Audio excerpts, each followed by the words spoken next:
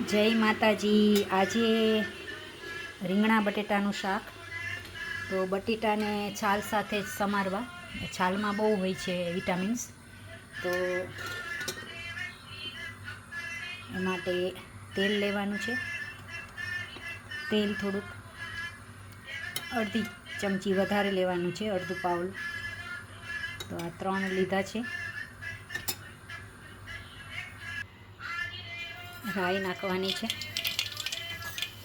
આ રાઈનો અવાજ આવવો જોઈએ ને, બંધ થાય એટલે ગેસ બંધ કરી દેવો। અને જીરું નથી નાખવાનું, મેથી નાખવાની છે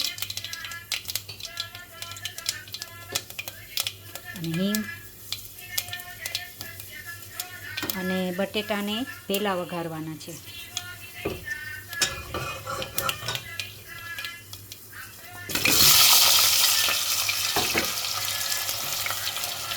અને તરત જ હળદર નાખી દેવાની એટલે કલર પકડી લે શાક।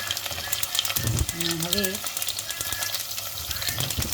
ફરી ચાલુ કરવાનું છે,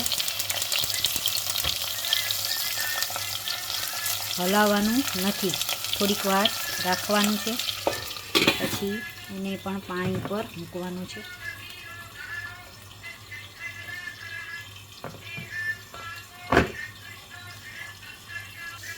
મસાલા રેડી રાખ્યા છે। ટમેટાં અને ગોળ નાખવાનો છે અને મીઠું, અને હવે રીંગણા। હવે મીઠું નાખવાનું છે,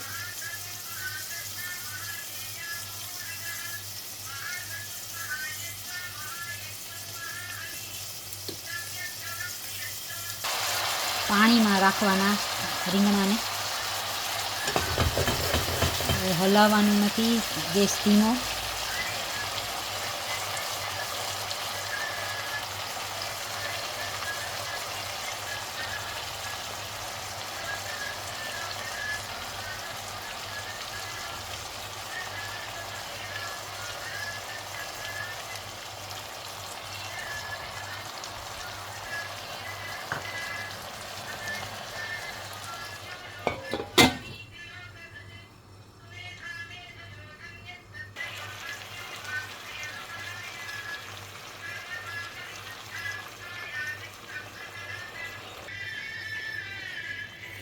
થોડુંક રસો જાડો થવા માટે ચણાનો લોટ શેકીને નાખ્યો છે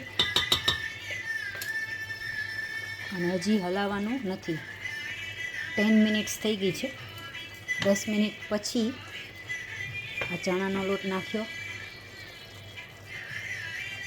ફરી ઢાંકવાનું છે। રસોડું ક્લીન કરતા જવાનું રસોઈ કરતી વખતે, એટલે આપણું કામ ઓછું થઈ જાય।